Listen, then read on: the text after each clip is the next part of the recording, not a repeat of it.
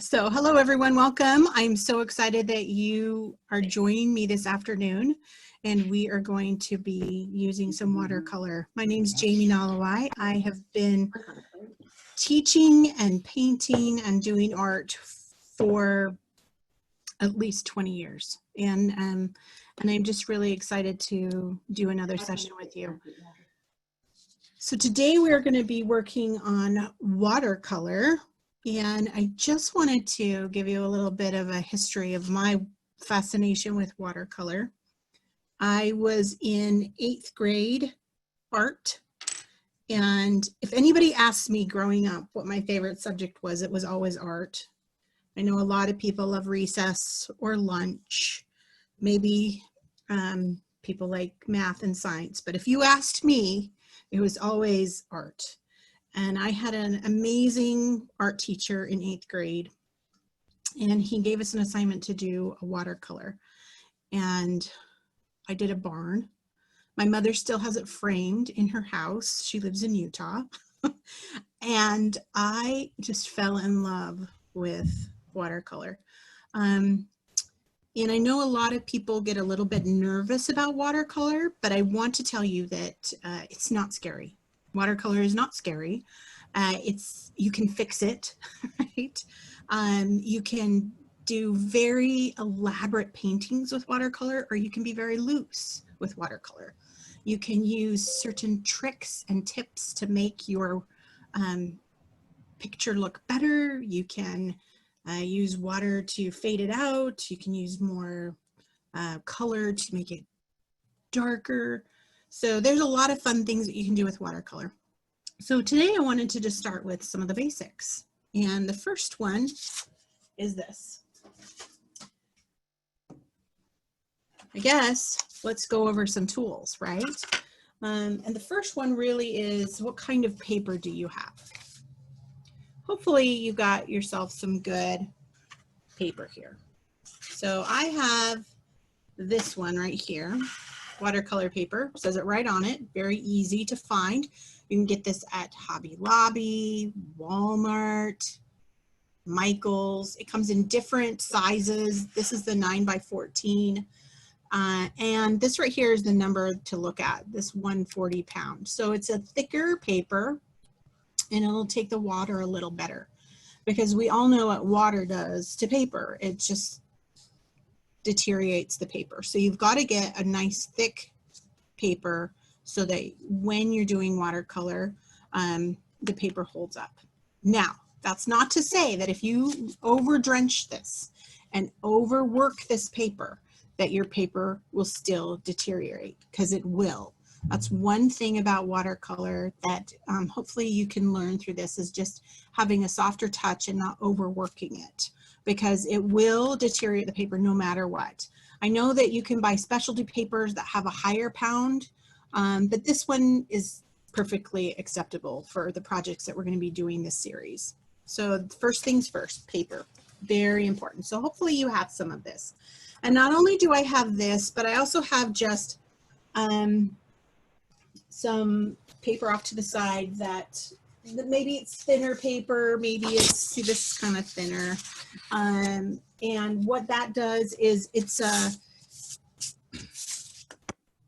scratch piece of paper. So make sure you have a scratch piece of paper with you, and so that you can look at how the color looks on a white piece of paper. So I always make sure I have my good quality paper here, and then I have off to the side right here, I've got a piece of scratch paper. So those are the two things, paper, paper, paper, okay? Then let's talk about water. Boop. I have 2 waters. Hopefully you have 2 waters too. If you do not have 2 waters, go get yourself another water, okay? I will clean off my brush and get one of these super dirty. But when I want to add nice clean water, I want to make sure that I have a vessel for that. So I will give you a moment to go and get some more water if you need it, but you definitely need 2 things of water. Okay, because one's going to become dirty and one's going to hopefully stay clean. Okay. So I'll give everybody a second to make sure they've got their waters. I leave them nice and close. I am right-handed, so my water is right here. Nice and easy to get to, okay?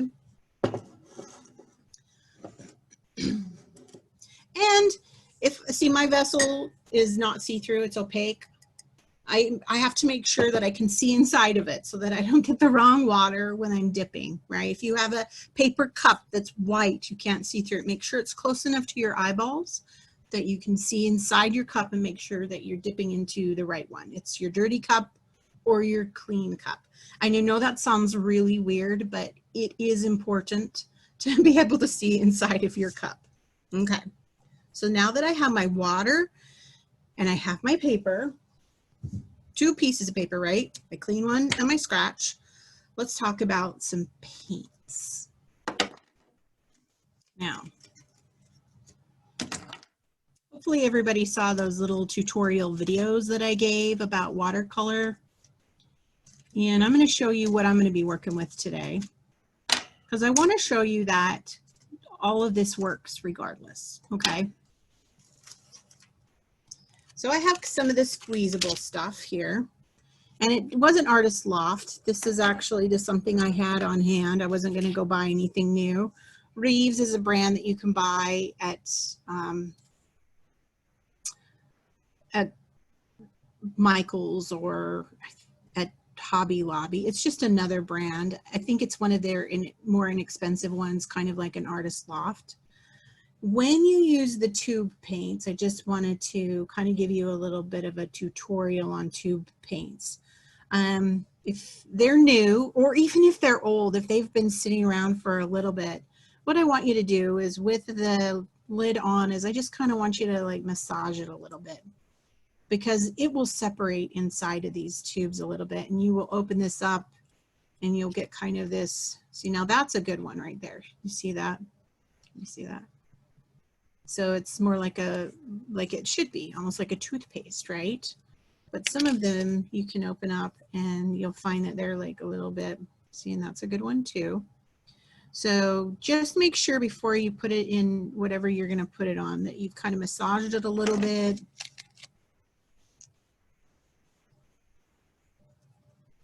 And that when you open it, it's going to give you, you see how that's kind of a little runny, right? It's a little, here, let's see, it's a little bit runny. Amy, we have a question real quick. Sure. If the tube is metal, will it force the paint out when open? So so I have some metal tubes here, right? And I can still massage it. Now I'm not massaging it like a whole bunch. I'm just kind of making sure that it's mixing, okay? What I find with the metal tubes is, yeah, they're more expensive, but oh my gosh, trying to get these little lids off can be a little tricky. But see, that worked out just fine, right? And I think with the metal tubes too, look, now that it's out, I can't get it back in, but that's okay, because the one wonderful thing about watercolor is that if I put this green, which I'm not going to use today, and I put it right here on my plate, all I need is water to activate that. So that can actually dry. So I wouldn't worry too much about it. The only thing I wanted you to do when you're squeezing your paints a little bit in your tube is just to make sure that what you're not getting is a puddle of like just the watery stuff. I want it to look a little bit more like a paste or a toothpaste coming out of your tube. And that's the wonderful thing about watercolor, is that if you put some and put way too much on your plate, I also have something like this, and it dries, I can reactivate that with just water. So basically that dries into something that's like this, like a puck, right? I did not go and buy one of those puck paint palettes, mostly because I already have enough watercolor here, but I was given this, or I think my son was given one of these little paint palettes as a birthday gift. I'm sure you've seen them, and it comes with one of those really cheap little plastic brushes here. I'm going to actually use this today to show you that you can still make a quality painting even using something as easy as this. In my art class at my senior center, I bought those 97-cent, the beginning of school year, you know, the Crayola 97 centers of the ones that you just get in like a kindergarten class. And with the tricks and tips I'm going to show you, you can still make a quality painting. Now, I do want you to know that if you want to really get involved in watercolor and that you love them, you can buy the expensive stuff and it will look better. I think it will look better if you get the really expensive stuff. Somebody just posted that they have like a Japanese watercolor paints, and those are just absolutely beautiful to work with. So it really is your level of love. How much are you willing to spend, right? It's kind of like a toilet paper issue here. Yeah, if you don't care too much, you can get the cheap stuff. But if you really care, you get the really good expensive stuff. So, and I think that that's with anything that you love. You're going to buy something that's a little bit more quality. But I wanted to show you today that if you're trying this out, you want to learn some basics, you can get this stuff and we can still work it out. And if you push a little bit of paint onto whatever your palette is and it dries, it'll just turn into one of those pucks and it'll dry. All you have to do is activate it with some water. So you're good. So that is a little bit about paint. Okay. Now, let's look at our brushes for a minute. And again, like I said, I've got like this Reeves watercolor. Make sure it says watercolor on it. I know there's this new stuff called, oh gosh, is it Gaucho something? I'm pretty sure if you've been in the store and you've looked around, it's like Gaucho. I'm probably saying that wrong, and it's because I don't typically use it. But it's in a more opaque watercolor. It's kind of a cross between an acrylic and a watercolor. And that still works. If you got that, it's a Gouche kind of a spelling on that. If you got that, that's fine too. Jamie, But when I buy stuff, I make sure it just says watercolor. Jamie, somebody was asking if Chinese watercolor paint is the same. So now that we've talked a little bit about some watercolor colors and products, and I'm not going to tell you exactly which kind to get. I'm going to let you kind of figure that out. Let's talk about some brushes here. Today, all I'm going to use are these two brushes, okay? You can certainly go bigger than that and even smaller than that. But today, for our purposes, we are going to just be using these. This is a round, and whenever you want a size, it's usually on them. Now, you can't see this because it's really like worn off, but that says an 8. So an 8 is just a size. I like round brushes for this. I know some people, when they want to put down a lot of paint, they can use a flat brush, but I love a round, and a round brush gives me the ability, a big round brush, to put a lot of water down, but I can also use a tip, which I love. So an 8's good, a 6 is good, 10 would be okay today. And then I have my little guy here. He's a 2, and I love my little 2. He's just super cute. He can go really small. I'm going to just show you. You know, I got that wet, and he can just get so sharp right there that I can do some little detail work. So we might use this guy today. I think I will, just to show you. But when I'm doing a loose watercolor, I just like myself a nice round brush. When I'm doing water, not watercolor, but like I'm doing a landscape with water in it, which we're not really going to do today, I do like to have a flat brush on hand. Here, let me see if I have a flat brush with me. Yeah. So here's a flat brush, right? And they come in different sizes as well. And it usually is like, this is, I think, an inch, and they may have them in 1/2 inches and stuff like that. So when you want to do water scenes with watercolor, this is really nice because you can get some of those long strokes in. But today we won't need this. But if you want to have one in your toolbox, by all means, get yourself a good flat brush. Okay. So now that I've talked about paper, water, paint, today I'm going to also use a pencil just to kind of, and I need everybody to go get themselves a pencil. If you are not, because we're going to do a tutorial first before we do our product for the day. Okay, so our tutorial, we're going to talk about the color theories and the color palettes and what we can get from them. Okay, so Amy? Yes. Real quick, can you move your paper up just a little bit? It's kind of getting cut off on the bottom. I was just There we go. going to say that. Thank you. Yeah, okay. So what you're going to do, and I'm just trying to make sure, so you're going to be making notes, okay? So this first paper, hopefully you have a couple papers.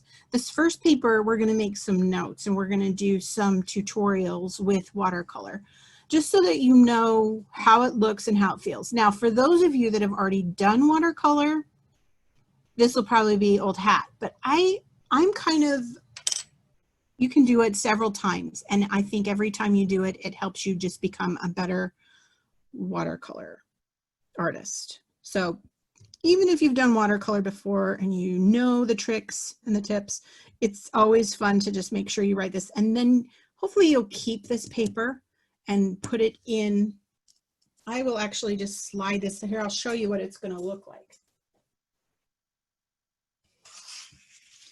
And I am just going to slide this notes into the top of my watercolor palette paper or my pad so that I can remember what it means to have a complementary colors and what my color wheel looks like and some different things. And then even on the back here, I have some things. So this is kind of what we're going to be working with today before we do our mountain scene. Okay, so everybody have something to write with, please. Oh, and I didn't mention this. I am using a paper plate to just mix my colors on. If you have something like this, you can mix your colors in there as well. Even if you have one of those, the long paint palettes, you open it up, use the lid. So I've actually, somebody just mentioned that they want a list of all of the information, all of the tools, and that was in the link that Sarah should have sent. Well, everybody, when they registered, hopefully that was already there, but I can make sure she has a link to, or a list of all the materials. But I already gave her one, so hopefully you have that. And if you didn't get it, then you can find it. Okay. So let's start with our 3 main colors. And our 3 main colors, whenever we're doing anything at all, is red, yellow, and blue. Okay. And there are several blues out there. I wanted to just show you. This one is called a Prussian blue. This one is called a phthalo blue. You don't even pronounce the PH. It's phthalo, a phthalo blue. And my goodness, I don't know where it went. I usually have with me an ultramarine blue. but I don't seem to have that with me today. So let me just show you what the difference is between these blues. I'm going to dip into one of my cups, and this right here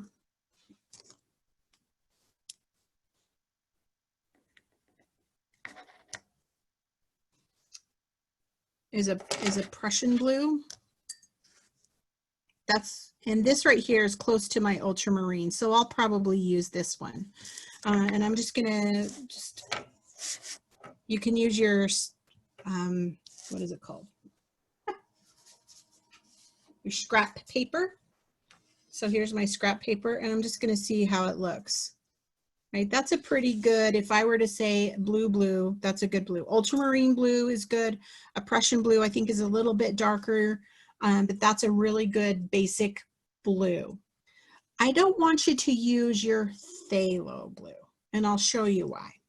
The phthalo blue is probably one of my favorite colors, but it's more oceany. This is like an oceany blue. Okay, so if I were to come into my little phthalo blue color, now you're thinking, what's the difference between the two?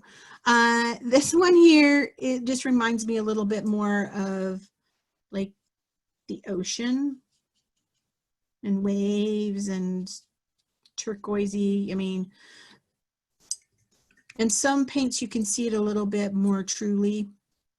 But for all intents and purposes today, when you pick a blue out, I want you to pick either your Prussian blue, which you won't have unless it's a nice big set, or the ultramarine blue. If you have one of those watercolor sets that only has the main colors of the rainbow, the blue you have is the blue you get. And I love that blue. So just use that blue. Okay, so no worries on the blue. I'm just using a brilliant red. If you have one of those paint palettes, so you just choose the red.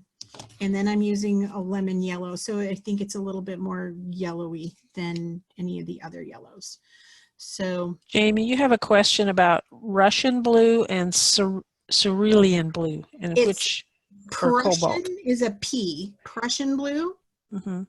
And cerulean is another green blue. So they're just a lot of different blues out there. So those are fun to explore with, but I want you for today, I don't want you to use those ones. I want you to use either the ultramarine blue or and if you have the Prussian blues and not the ultramarine blue, use the Prussian. It starts with a P, P-R-U. So that's a Prussian. This person has a Russian blue, she said. Oh, interesting. Maybe I haven't seen that one. So, but does this person have an ultramarine? Use the ultramarine if you have it.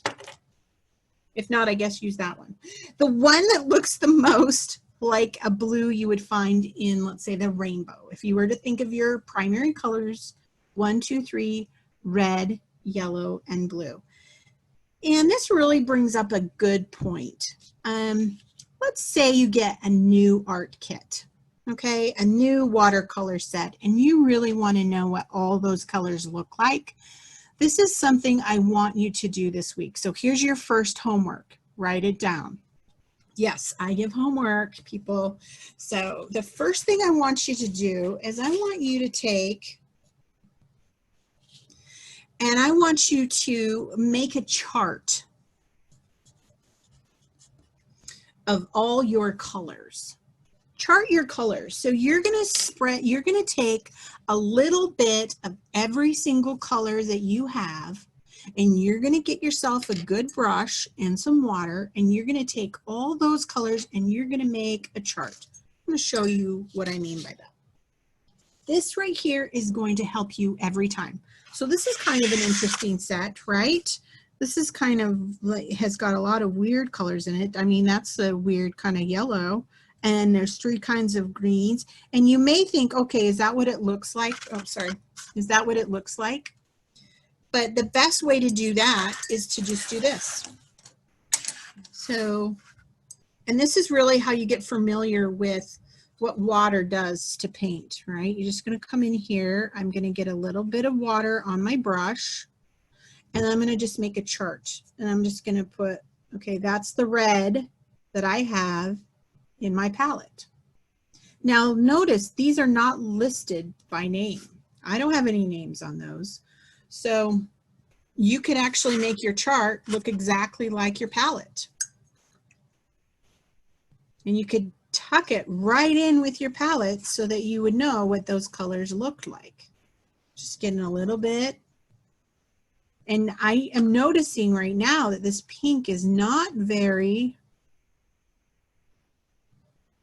dark, right? It's a very light color.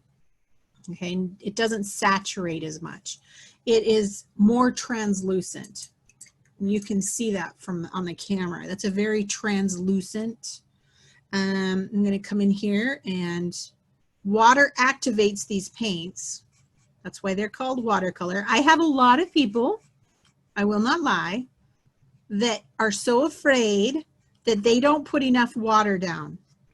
And it's water, so you got to do it. And so I would even think that this orange here is more peach. Doesn't it look like that? I mean, when it's dry, it looks, and that's why I like to experiment this way. I like to really see what happens when I activate it with water. Now, I don't know if anybody out there is using an old watercolor set from either their child or their grandma or a friend who doesn't use it anymore, and you get it and maybe it looks a little dirty like that. Now, I remember in grade school having to share my paint palette with the little boy Fred right next to me. Oh my gosh, and he would make everything brown. It happens, and I would hate that. So this is your home paint palette, but if you ended up with something old and it looks like this, there are some remedies here. There is a way to clean this. And actually, I like to clean my paint palette out as soon as I'm done for the day, clean it all out so it's ready for the next time. I'm just going to dip a paper towel. Hopefully you have some paper towels or tissues. That's one thing I forgot to tell you that's necessary. Right next to you, I have a little bit of water on the end of that. And you know what I'm going to do?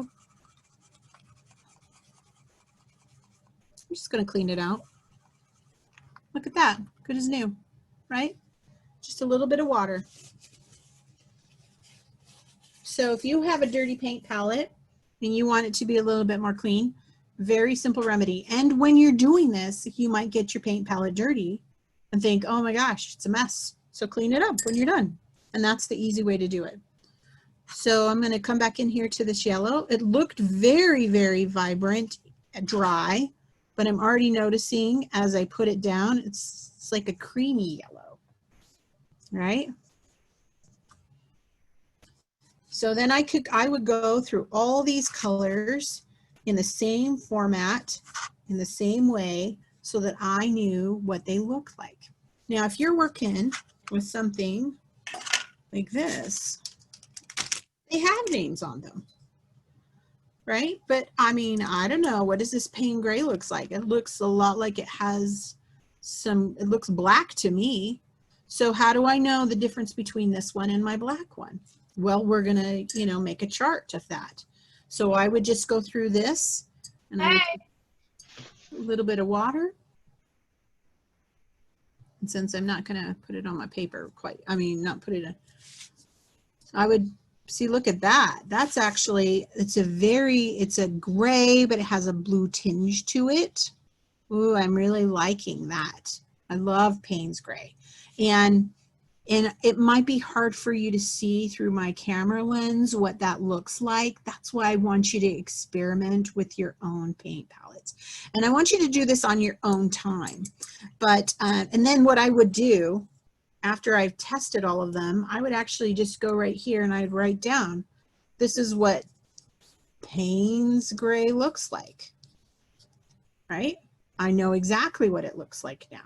And you could even do it where you've got your pretty saturated one, and then you could do one right next to it that's lots of water. So you can see the effects that you could get. That's the same color. One with a little bit of water, one with a lot of water, right? And then I can say, okay, oh, that's a pretty color. I love that for a sky. I love that for a lake. I love that for a tree that's in the distance. But you don't know this unless you test them, okay? Especially if this is your first time ever doing watercolor, okay, is to really take your paints and use them and have fun with them. It's like having a violin. If you never take it out to practice it, and this is what practicing looks like. This is like doing your scales. How do I know what this string sounds like if I've never played this string? So that's your first homework session this week, is to just take all of your colors that you have in front of you, if they were gifted to you or if you bought them, and you might find that, you know, the ones that you bought, you're like, well, you know, maybe I could do a little bit better than this, or no, okay, these work just fine. So that's your first homework, okay? And so now I'm going to put this off to the side because now we're going to work on this right here, okay? So keep, and you will go through a lot of these, I mean, a couple of these sheets. Fortunately, this isn't very expensive paper. I mean, it's more expensive, of course, than a ream of paper. But the 9x12s, you can get 30. And you can use a coupon. Sometimes they have a buy one, get one half off, those kind of things. So take a look. I mean, I know that Hobby Lobby, if you use their website, you can get something 40% off, and same with Michael's every time you walk into the store. So get yourself some paper. Okay. So the first thing we're going to do is we're going to take the colors that we chose for our red, yellow, and blue. Okay. And I have my red here, and I'm going to put it on my paint palette. Okay. If you already have it in front of you in puck form like this, then you can skip this step, right? There's one less step you have to do. See that? Look what I didn't do. What didn't I do? See, that's what happens when you don't squeeze it a little bit. It's been sitting around for a while. That's fine. What I'm going to do is I'm just going to massage this a little bit. Not too much, but just enough. You can feel it.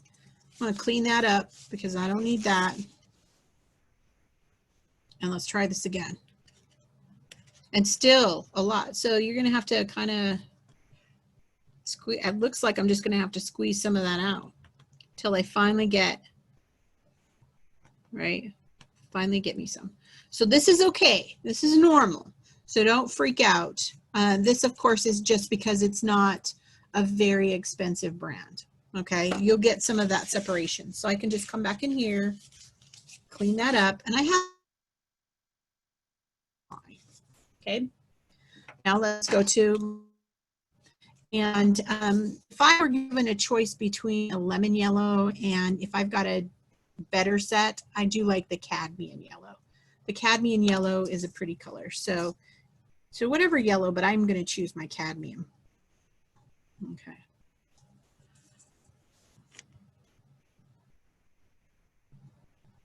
See, that comes out like paste, right? You know that right there is going to be a good saturated color. And Newton is a very good brand. Winsor Newton is very good. So, and then another blue here, and the Prussian.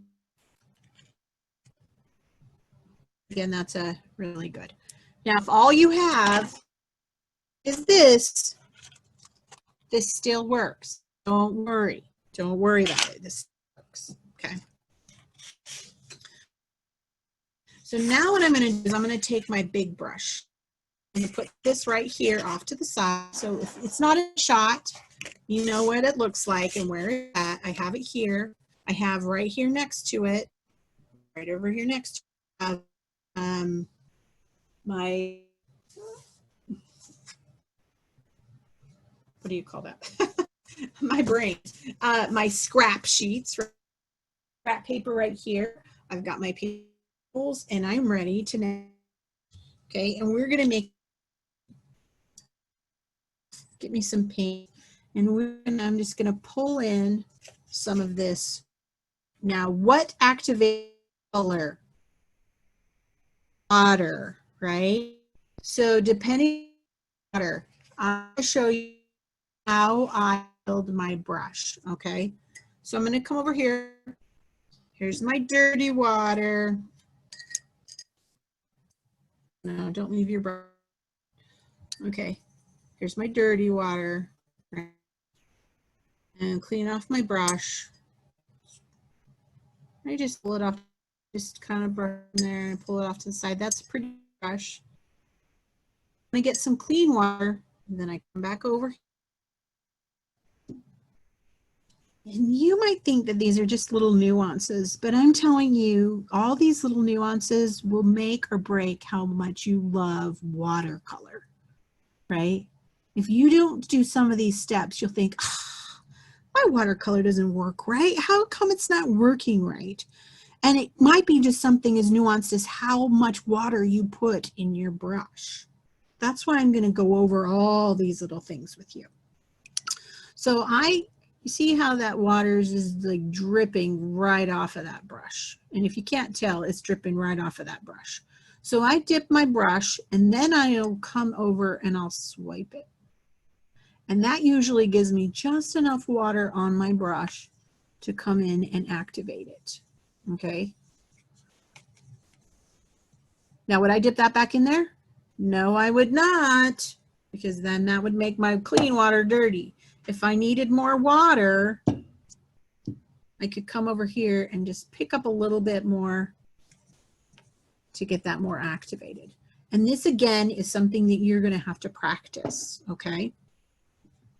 And I can't do that for you. I can show you what I do and I can show you what it might look like, but until you get your hands in it, until you get your hands on a brush and play with it and practice it, then you won't know, okay? So I'm gonna take this red that I have. It's pretty saturated. I know that it's a lot more paint than water. And I'm going to start right here and I'm gonna put myself a circle of my red. It can be big, it can be small. I mean, whatever you want. I think whatever you feel like. Okay, just let it move around a little bit. Okay.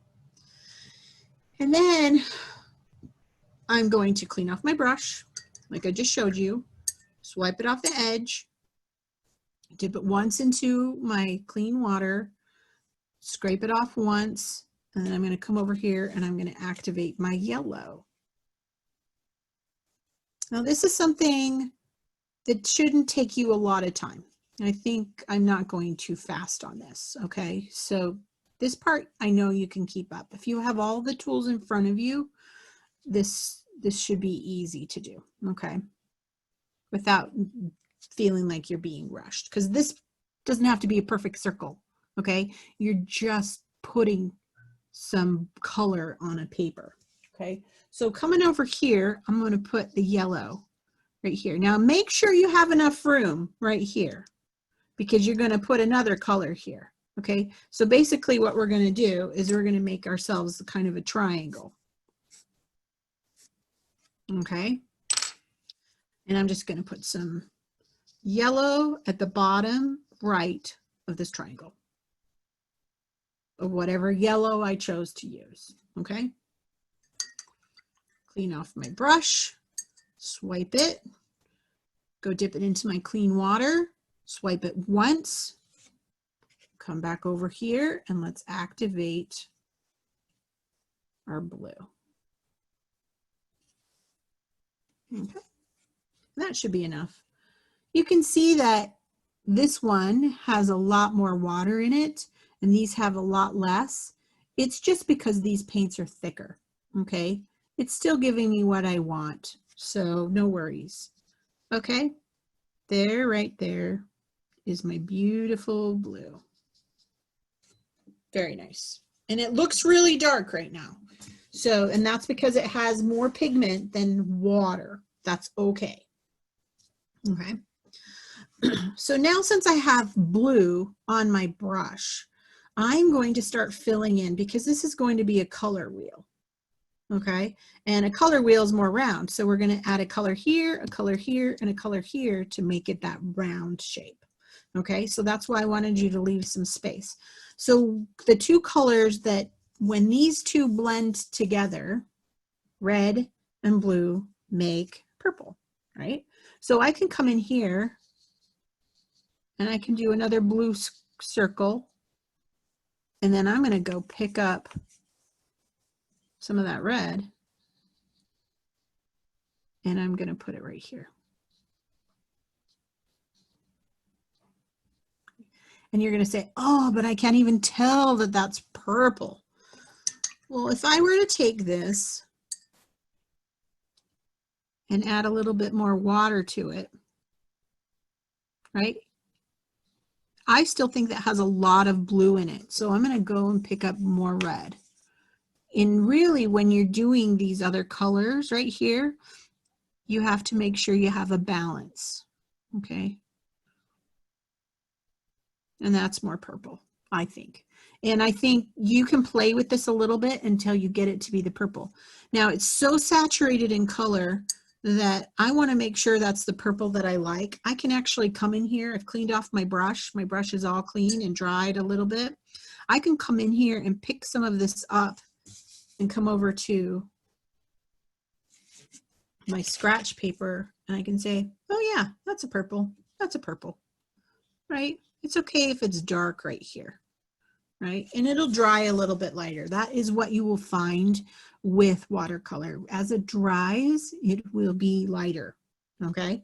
So don't worry about that. If you ever get to a point where you're like, oh, that's just so dark and I don't even like it and I don't even want it to dry that dark, this is what this is for, okay? I could come in here if I wanted to and I can just soak up some of that water. See how quick and easy that was? That's pretty quick and easy. That's the one beautiful thing about watercolor. Okay, so I can come back in here. Now it's looking more purple, right? If you just don't like that dark color, pick it up. It's just fine. Okay, so that's a good purple right there. I'm gonna clean off my brush and my dirty, wipe it off a good couple times. Okay, now I'm gonna go here into my yellow. And I'm gonna come here and I'm gonna put down a circle of yellow. And with my brush still dirty, I'm gonna pick up some of that red. If you need a little bit more water on that brush, you can dip it in your dirty bowl and pull a little bit of red out. And then here we go. We can mix it right here on our paper. Now, I know people that don't like to mix their colors on the paper. That's just fine. If you would rather mix it on your paint palette or in the lid of your palette, you go right ahead and do that, okay? I'm just gonna mix it here just kind of for time. And that's looking really red. I can see the orange in there, but I think I want a little bit more yellow. Anytime I go back into my yellow with a really dark color on my brush, I'm just gonna clean off my brush. And I'm just gonna go pick up some more of that yellow. Okay, and I'm gonna just add it right here. And I'm thinking that that looks like a really good orange. That's a good orange. I like it. Okay. Again, if you want to test it right here on your palette, on your sketch pad or whatever, oh, that's a good orange. That's a really good orange. Okay. And then our last one is going to be what color? Well, my favorite color. So we can't leave that out. Come in here. I'm going to go with my lighter color first. I always tend to do that. I like putting the lighter colors on first. So here's my pretty yellow. And now I'm just going to steal some of that blue. And ooh. Notice how a little blue goes a long way, right? A little bit of blue goes a long way. It is the darkest of the colors on the color wheel. And I want you to remember that. Okay. So, oh, I love that color. Now you can't see that color very well, but let me show you right over here. That's a good, it's a good green color. I love that green color. I'm happy with that green. Okay. And this is where I'm going to now take my pencil or my writing tool, whatever I have as a pen or a marker or whatever, and I am just going to label this. Now, I know what these colors are, but this is really your way of making your watercolor note paper that's going to go in the front of your watercolor book. And it's always a good idea. Okay. Jamie, we have a question on why is the orange and red, or the orange color kind of brown? Is it too much red? No, so if you are using a darker yellow, maybe the yellow in your color palette is not quite like a bright yellow, it could turn out a little bit brownish, and that just might be how it has to look for you, because that's what your paints are like, right? If you're using, so this yellow right here is a medium yellow. Here's another yellow that's a yellow ochre.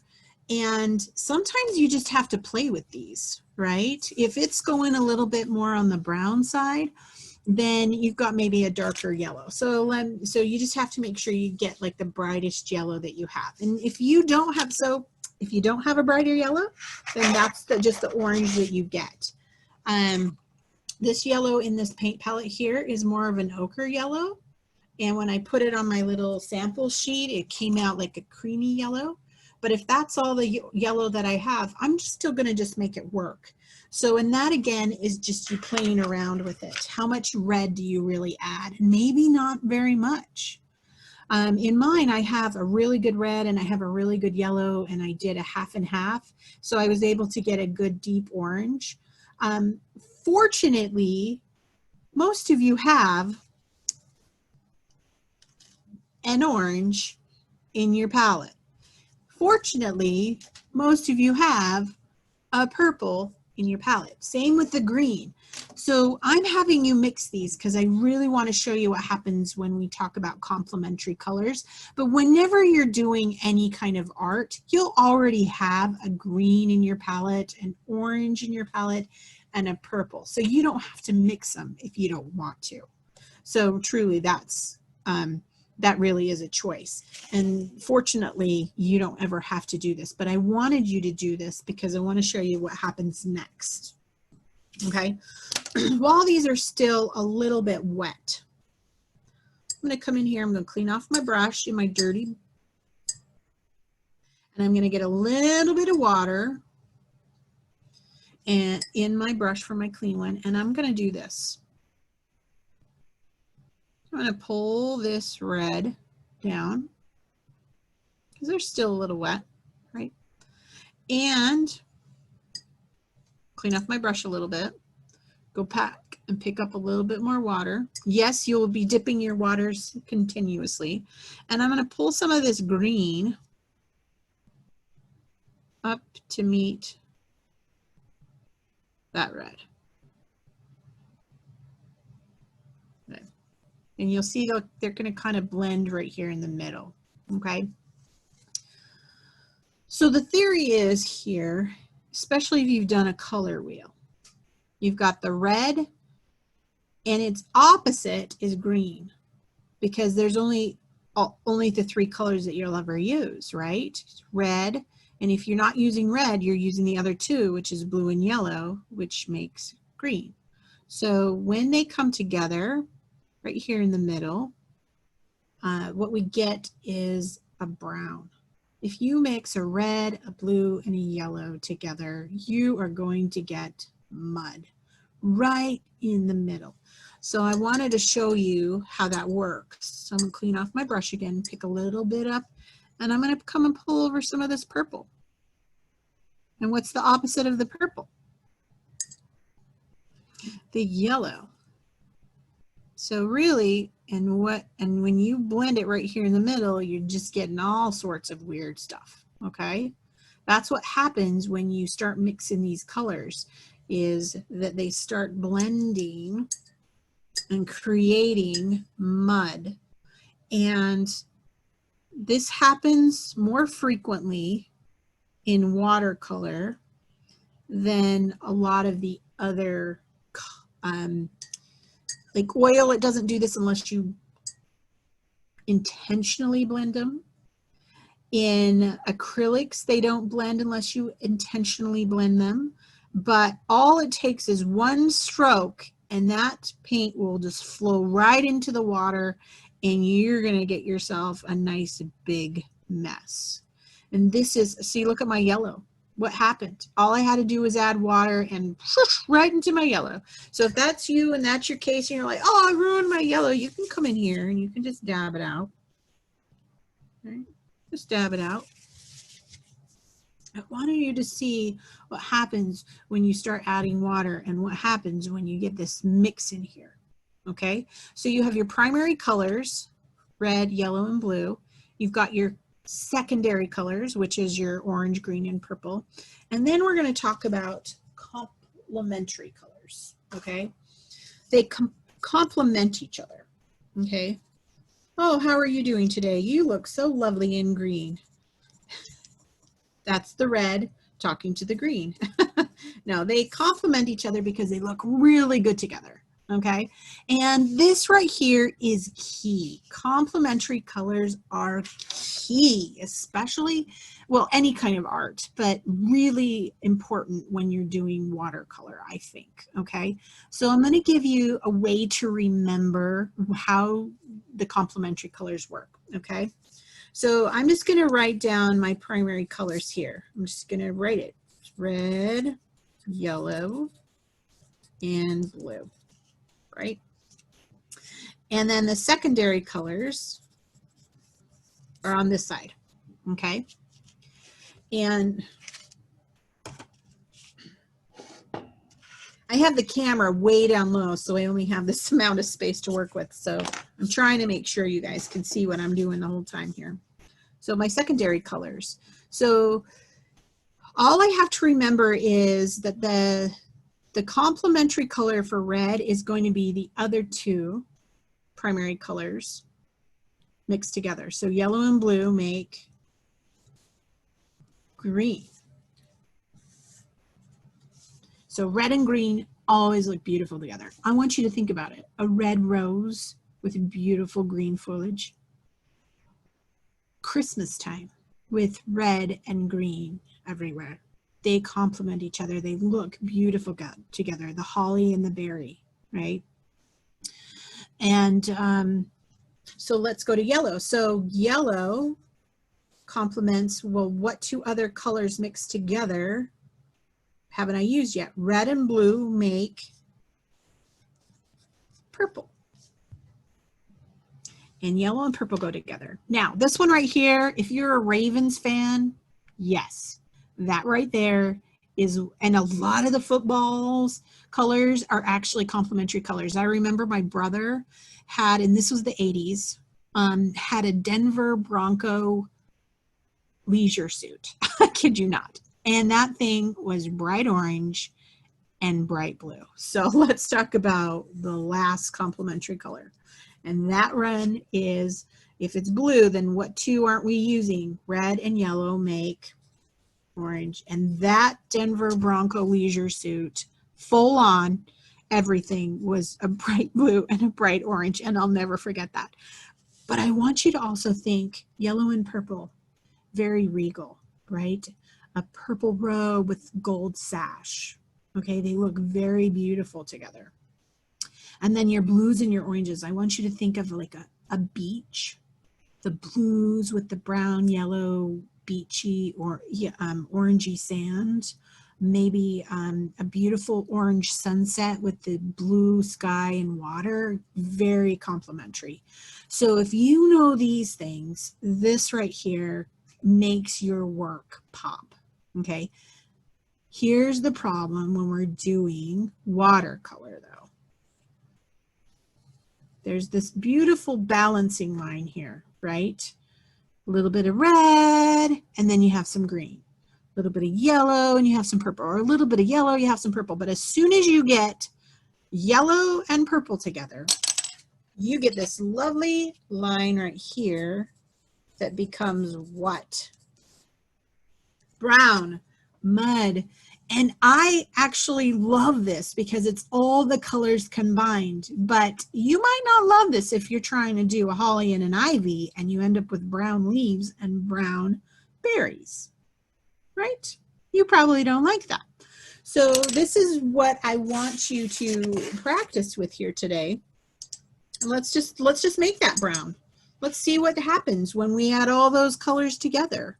We got a little bit of the flavor right here, but I'm going to intentionally make this beautiful brown.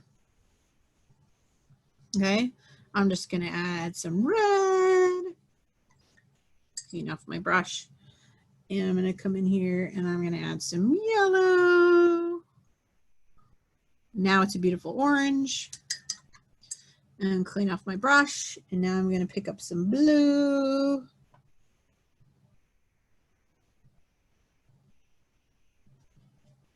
And maybe I picked up way too much blue. Again, blue goes really far. So if I were to dab this and see what really happened, I used way too much blue. And that again is just knowing that blue goes a long way. So I'm going to come back in here and do a little bit more yellow, or red. And that's purple. I want you to try this. I want you to try making up this brown that I'm talking about intentionally, because sometimes we don't intentionally do it. Oh yeah, that's looking more brown, right? Maybe you can't see that, but I'm going to show you what that looks like. I'm going to clean off my brush. I'm just going to come into this color and I'm going to put it right there. Look at that. There's the brown I was talking about. This brown right here will serve you well. If you understand how to get that brown, you can actually make a dark black color without using black in your paintings. It's a trick that I use, and we're going to use it not today, but we'll use it another time, where I take all three colors and I make myself this beautiful brown, and then I'll take the blue, the darkest of the primary colors, and add it to that, and I get this beautiful gray dark color. And when you paint with color instead of black, black sucks the life out of a painting. Unless you're going black and white. If you want some deep shadow colors in a painting, and I'm going to show you that later on in this series, then it's better to, instead of coming out of a tube that says black on it, which can be a very bold color, ivory black, you can get the deep shadows and some dark colors by using this brown and a blue, and it's absolutely beautiful. Okay, in fact, I'm going to do that for you. If you want to try this now, you can. Since I still have a lot of paint here, I'm going to put it right here. Just give me another puddle. And then I'm going to go and dab it in my blue, just a teeny little bit, just ever so slightly in my blue. And I'm going to add it to that. Because see, look at that blue. It just like takes over. But oh, look at it there. Look at that. It's like creating this beautiful black color, like gray color. And I want you to test that, because that one is a fun one to use in shadows when you're creating stuff. Okay. Okay, so let's move from our color theory. Now that you know that, we're going to do something on this side that is going to help us when we work with watercolor. What time are we? Oh, we got a half an hour. Okay, we can do this. We can do this because we're almost there. We're almost ready to go to our last thing. But I wanted to show you this. And that is, let's say that the only blue that I have, okay, is this beautiful blue color. And I love this blue color. I just do. It's so pretty. I'm going to do this.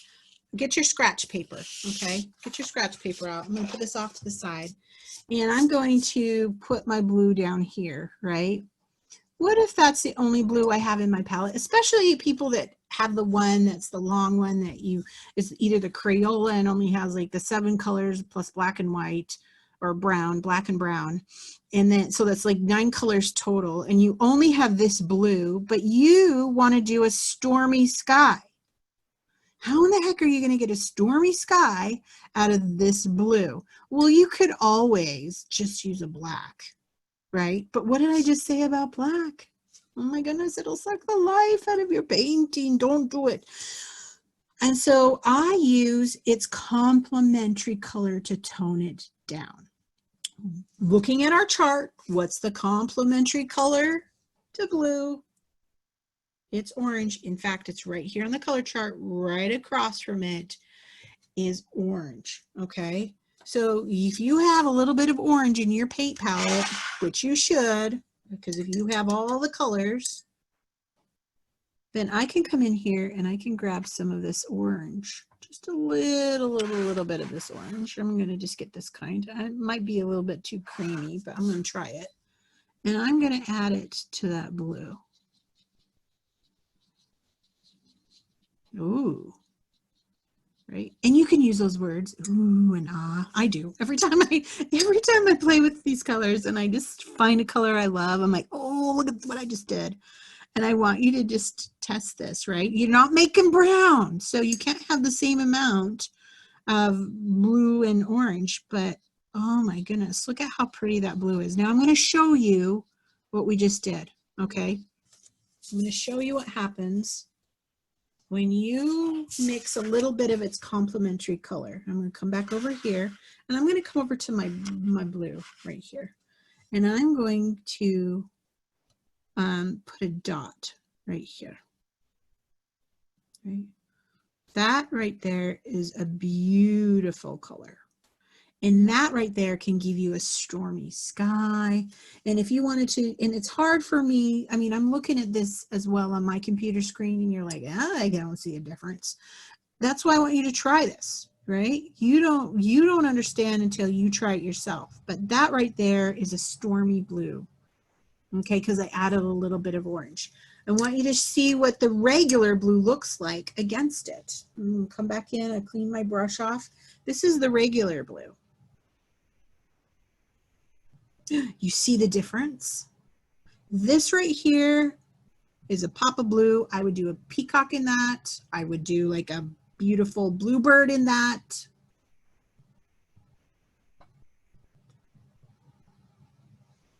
And but if you have the complementary color, which you should, you can make this beautiful stormy star.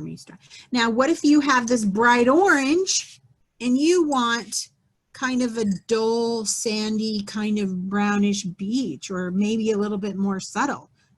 You can do the other way. You can put an orange here with a little bit of blue.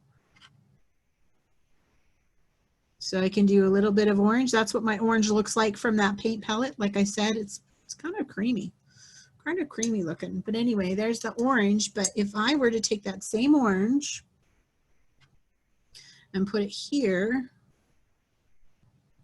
and add a little bit of blue. Now, what did I say about the blue?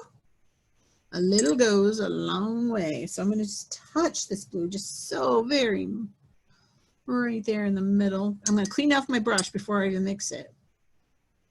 And I'm going to give myself,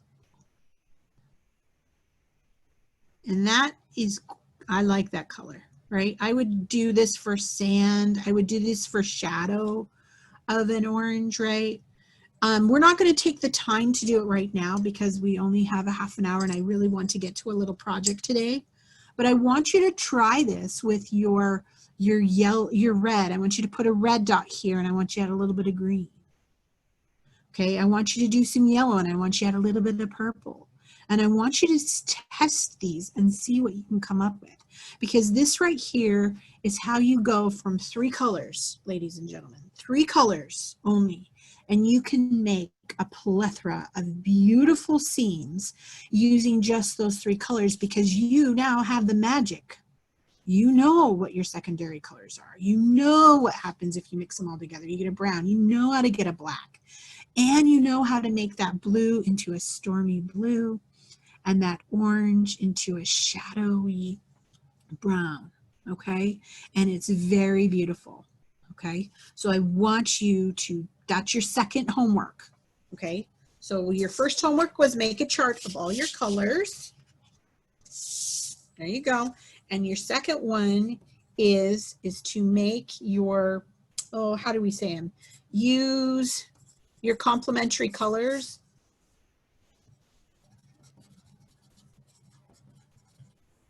to discover. Did I spell that right? I have to let everyone know I'm not a speller. I am an artist, right? I don't use my left brain when my right brain is in control.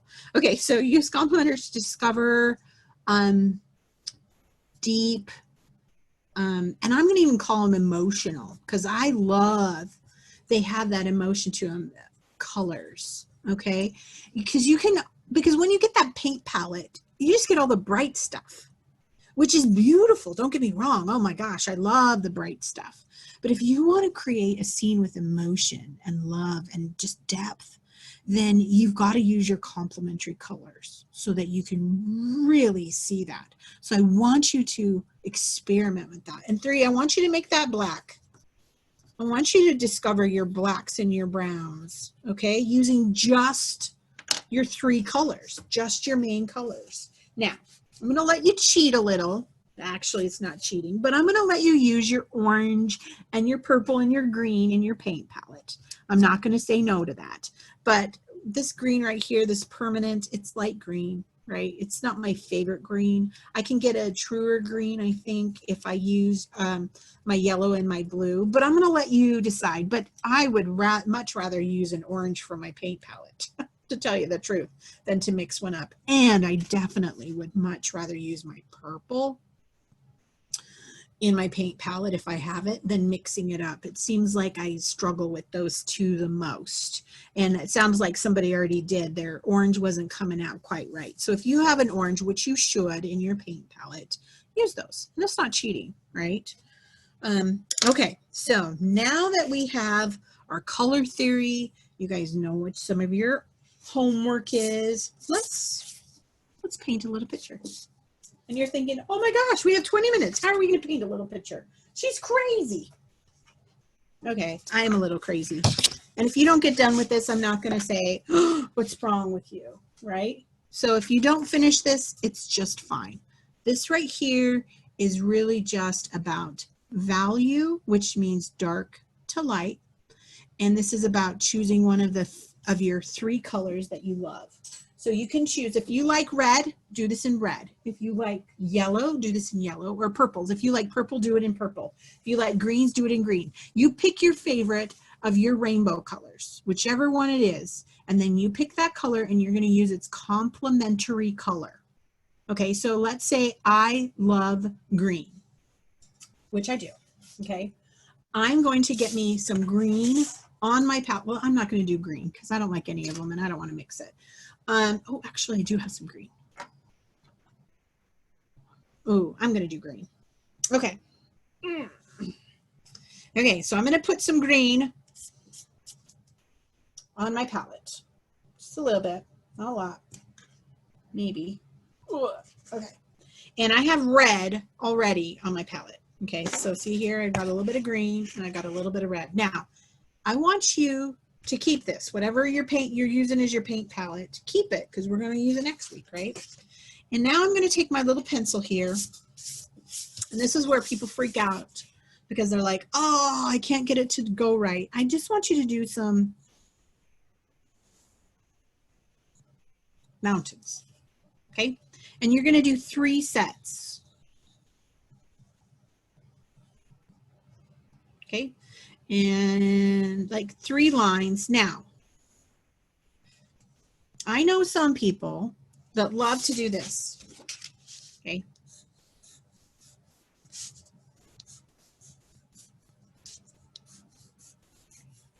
What am I going to tell you about this? Why?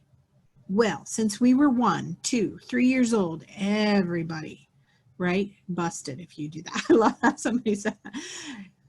we've been taught to do our numbers, 1s and our 2s and our 3s and our A's and our B's and our C's, and we line them up all perfect, right? And so this is how our brain works. It's a trick our brain uses to make things come fast. And sometimes in our art, this is what happens. We don't want this, okay? I really want you to consciously think about making these different, okay? And I know people struggle with this. They're like, oh, how do I do that, right? And so I just start somewhere, and maybe I don't like it, maybe I need it to come. I've got a little bit of an eraser here. Now, when you're doing watercolor, you're going to see this line. So I just tend to do it light, okay, very lightly. Okay, and once I get my mountain range to be kind of where I like it at, and I think this one right here looks a little bit too uniform as well, right? I'm going to give everybody 1 minute on that. Oh my gosh, is it? Okay, we're good. We're still good. Now, I've got my 3 little mountain ranges. So 1, 2, 3. Okay. And I'm actually going to come over them again with an eraser. So I can still see them, but they are pretty light. In fact, you guys probably won't even be able to see these for my camera. I can see them. So don't erase it so that you can't, right? But when you're doing watercolor, you're going to be able to see the line. So I just try to get rid of it as much as I can. I can still see it here in my little sitting area. If you can't see mine, don't worry, but can you see yours? That's the question. If you can see yours, you're good to go, okay? Now, things that are far away from us in the distance, there's 2 things. They are lighter and they have less detail, okay? If you need to write that down, write that down. Things that are farther away from us are lighter, as in shade, like if it's a green, it's going to be a faded green, okay? And they are going to have less detail, obviously, because our brain can't pick up on all those nooks and crannies and trees in the background, right? And so in order to push this mountain range back, I'm going to do this lighter, okay? And this one right here, this middle one, isn't as far back. So this is going to be a middle tone, and this one is closer to us, so it's going to be darker. So we're going to make up a paint using our green, but we're going to use a complementary color to make it a little bit more emotional. And then I'm going to do 3 mountain ranges, light, medium, and dark. And I think all of you can do this, okay? So I'm going to get my, and I'm just going to saturate it. I'm just really going to, I'm going to just take, and I'm going to make a lot of it, okay? That's another thing that my art teacher always told me. If you don't make enough of it, you'll be mad at yourself later because you'll be wanting to make more. And I see I'm dipping it in, and I'm just getting it all sorts of. Now, this has got a slick to it, so you can't, so you see how it beads up? I can tell that I have enough water though, okay? And now I'm going to come over here to this red, and I'm just going to add a little bit of red to that green. Make brown, right? I did not make brown, but what I did make was a shade of green that's deeper. It's actually truer to life. Every green that I see is very bright, but when I look at the leaves on the trees and stuff, they have a darker color to them. And I can only achieve that if I'm adding its complementary color, not to so that it's brown, but so that it is. Now I'm going to come over to my test paper here, right? I'm going to come over and I'm going to just say, okay, I've mixed up a bunch right here, and I'm going to paint it right here. I'm going to say, okay, is that the color I like? That's the color I like. Maybe I want to add a little bit more red to it. Maybe. Because I love deep green. I love like a dark green. And I'm liking that color right there. Okay. And if you've picked purple, add a little bit of yellow to it. If you've picked blue, oh my gosh, blue mountains are gorgeous.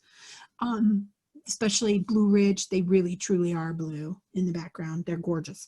You get that with the orange. So get yourself a lot of orange, a lot of blue on your paper, and then add a teeny bit of orange to it until on your scrap paper you are happy with it. Okay. Now, I'm going to do this and you're going to think, oh my gosh, she's flying through this. She's going so fast. All that I do have in front of me now is one pile of some beautiful paint that I have mixed up that I love. My main color plus a little bit of its complementary color. I've tested it on my scrap sheet. I know it's what I want. And now what I'm going to do is I'm going to take this color because it's the most saturated. When I say saturated, it's got the most pigment in it, right? It's the darkest pigment. So what I'm going to do is I'm going to come, oops, look, see, I already made a mess. Does that matter? Well, if this were to be something, right, then I'd be like, oh, I could try to come in here and get a little bit of water. You see how I'm kind of scrubbing it a little bit. And then I can come in here and I can dab. And it sort of went away, right? You can't, it's really, I mean, it's still there a little bit. But next week, I'm going to show you how to really set up your page. So next week, I'll give you in just a minute what you need for next week to create what we're doing. Okay, so I'm going to come in here with my saturated, beautiful color, and I'm just going to go in and I'm going to follow that line.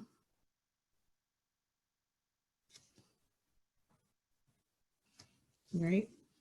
And then I'm going to see how I'm kind of bringing it down. You got to make sure that it's still wet.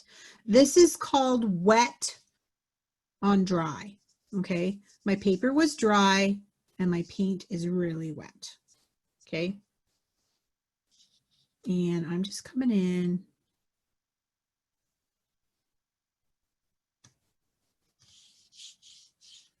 And you see how I'm just kind of bringing it down. Just kind of bringing it down. Okay, I'm not adding any water to this. I'm just keeping going down. Okay, it's about right there. Doesn't have to be far. Okay.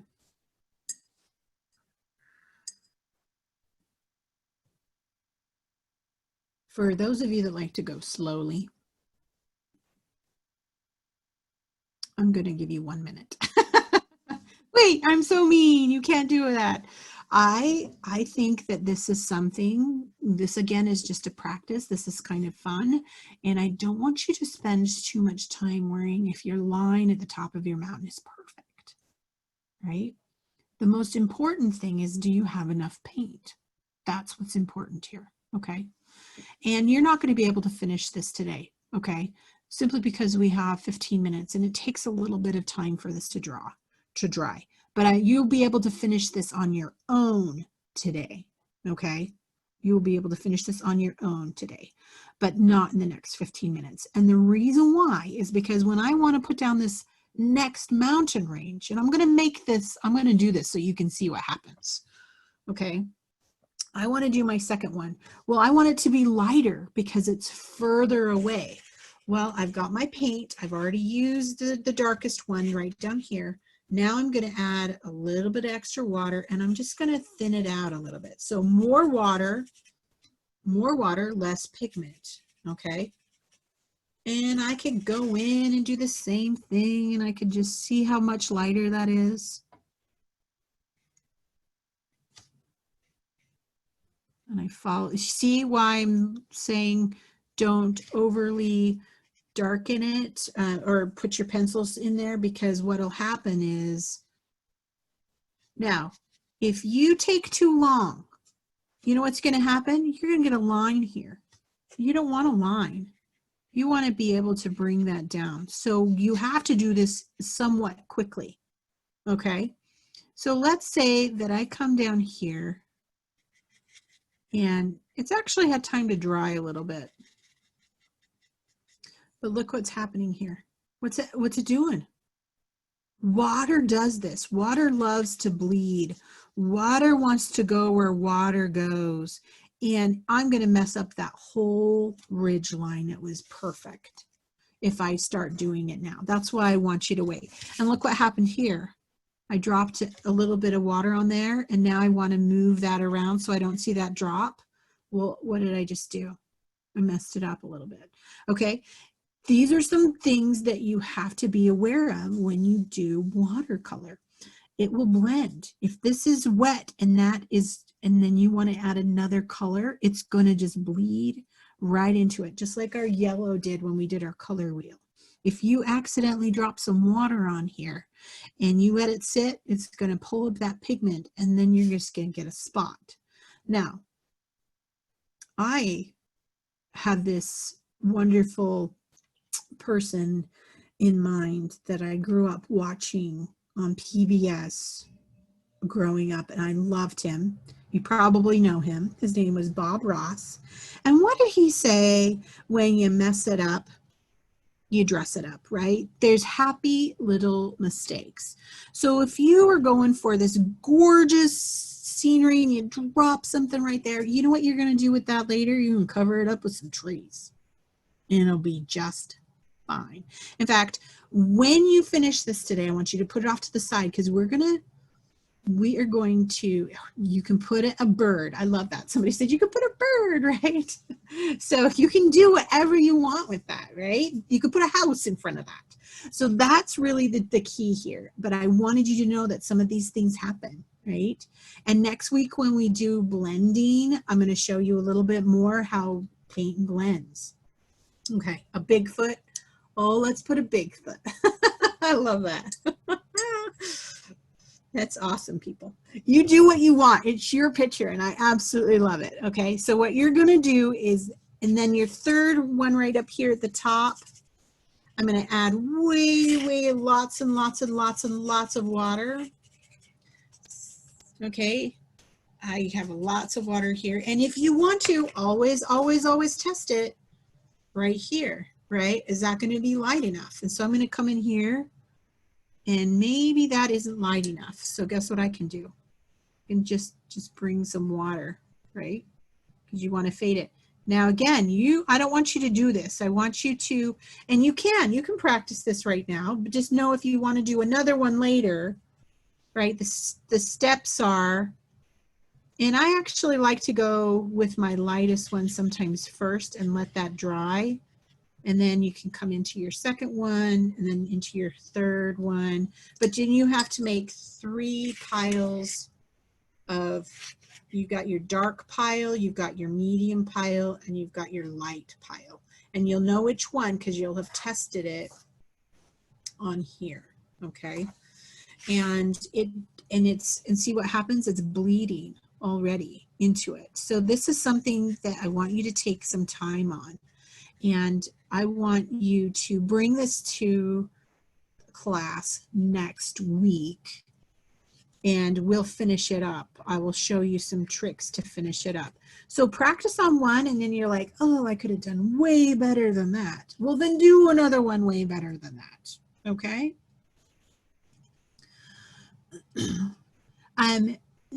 Yes, somebody just asked if this is going to be recorded and you can see it later. Yes.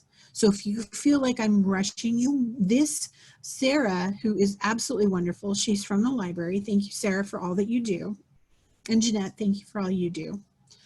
They are recording this so that you can go back, and she will post it on Friday, I believe, or sometime, look in the future, sometime she will post it, and you can rewatch this so that even if you felt like I was rushing you through this last thing, that you can do it again, okay? And I want you to try it. So I just want you to make sure that your mountain ranges are not like that, okay? I want you to make sure that your pencil is not dark. I want you to do a light one. I want you to do a medium one, and I want you to do a darker one. I want you to wait in between each mountain range so that it can dry, okay? And then next week, I'm going to show you how to fix that little spot right there, right? I mean, we're going to put some trees in there, and they're going to be like, where is it? We're going to do some things like those.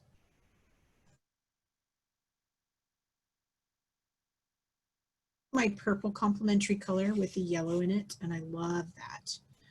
This was a blue with orange in it. Look how beautiful that is. And then this was my green with the red in it. Okay, so maybe you could even do, and I think this would be fabulous, you could even frame this later on, right? You could do a set of 3. You could do like a blue and a purple and a green or red or whatever, and have the 3 colors just right next. You could have one that's green, one that's red, and one that's blue off to the side. And you could have all 3 different color ranges of mountain ranges, and it's so pretty. Let me give you a little bit of hint on what to do for the sky, okay, before our time is up, which we have about 7 minutes. And I still have to give you a couple of heads up for next week. So take about 3 minutes here. And we're going to just I'm going to come in here and I'm going to get a nice clean brush. And maybe this is where you want to start, okay? And I'm going to come to I'm going to actually do wet on wet. I'm going to just do a little bit of a wet sky. And you can't see that because it's just water. But if you hold your paper off to the side, you will see all that lovely water. It shines, right? And I'm just going to come into a little bit of this blue. Just a little bit. Look how much blue. Whew, not hardly any at all. And I'm just going to do that. I mean, oh, you're thinking, did she put anything on there? I did. It's just very light. And because the paper is wet, it will just kind of go where it wants it to go, okay? So you could come in here with a blue, and you could soften it with an orange, right? You can make that stormy sky, or you could just do a lot of water. You see how I'm just kind of having soft, soft, soft. It's got a lot of water in there. And that's really the whole point of this. I think sometimes the simpler the picture, the more elegant it can be, okay? And I know we did a lot of talking on theory and stuff, but I really think that that's super crucial. And so I'm not going to say sorry for that today. I'm not going to say sorry that we talked a lot, because I really think you needed to know some of that stuff. Okay. So I'm going to come in here and I'm just going to do a little bit of sky. See how faded that is? Not hardly any at all. And it's very soft and it's very subtle, because you want the mountains to be your focal point. And then you can come in with your 3 pots of color, right? Your dark, saturated, lots of pigment, your middle, which is a little bit more water, and then your lightest, which has the most water. And then you could come in and you could do your lightest mountain range first, making sure that you don't let it dry so that you don't get any lines. And you're going to just kind of bring it down. Okay. Let it dry 100%. And do you know how I know when it's dry? This is how I know. I pick it up, and if it has a sheen to it, if it looks shiny, it's still wet. Or sometimes I use the back of my hand, and if it's cold, that means it's still pretty wet, right? I just use the back of my hand because I feel like if I use my fingers, it might pick something up. But I used to kind of use the back of my hand a little bit to see if it's cold, okay? And then I know that it's still dry. I mean, it's still wet. You can just hit it with, if you like to be me and be fast. Like, I don't know. I like to go fast. I hit it with a blow dryer, okay? And that's fine. But here's something you should know. If you hit it with a blow dryer and you've got a puddle of paint right here and you go whoosh, what's that paint gonna do? Woo, right? And then you're gonna be having to do some Bob Ross fixing up stuff, right? So you're gonna hit it with a blow dryer, I'd wait for all the big, really wet patches to be sort of dry. I put it on the lowest level and I'd hit it straight down instead of off to the side. Okay. And again, I can tell you all this, but you're not going to understand any of this until you do it yourself. Okay. So now we're down to like just a couple minutes. So number one, you will get a link to a recording of this. Okay. And with that link, it's also going to be a way that you can submit your artwork. I want to see what you're doing. So if you have something that you're super proud of, that you've worked on this week and that you absolutely love, there will be a way that you can submit it and we can see it online. Okay, because that's my thing. If you're going to paint, I love it when people share it with somebody. I want you to share it with somebody. I want to see it. That's, the Zoom is hard to do. I don't get to see everybody. And there is a lot of people on this Zoom call. So I can't stop and see everybody's. But we are coming up with a way that you can put your stuff online so that I can see it. Okay. So that right there, and then you've got to know what your things are today. And so let's see, you're going to do your chart. You're going to use your complementary colors to discover your emotional colors. And then you're going to play with your blacks and browns. And then you're going to finish off your mountain ranges. Okay. And I want you to bring that to me next week. Okay. One of the ones that you've done, because we're gonna do more to that. Okay. Let's see. Okay, for next week we're going to do more blending. So after we finish off our mountain range, we're going to do more blending. We are also going to do a flower. Okay. One of the things I wanted to share with you that you didn't have today that I want you to have next week is a roll of masking tape. Okay. Any regular masking tape. I would caution against blue painter's tape. Please do not bring that. I have tried to use that with my watercolor paper, and guess what it does? It tears it. It's good for walls. It's good for paint, but this does not work when I'm trying to do art on this kind of paper. It will tear it. So bring masking tape. Okay. So next week, everything that we've already done, plus your finished mountain. And if you need to watch this again, it will be on YouTube because it's been recorded. And it's next Wednesday, 3:30 to 5. If you have any questions, you can post them. I think she has a way that you can post questions and she sends them to me so that I can address them next week. Okay. And if you'll bring your masking tape, because next week we're going to tape down our paper so that we have a nice clean edge. Okay. So again, if you guys have any questions, submit them, submit your artwork so we can see it. Watch the YouTube link again and join me next week. I'm super excited to do this. Thank you so much for all of your time with me, and have a great rest of the week. So now we're going to just be done recording. Thank you.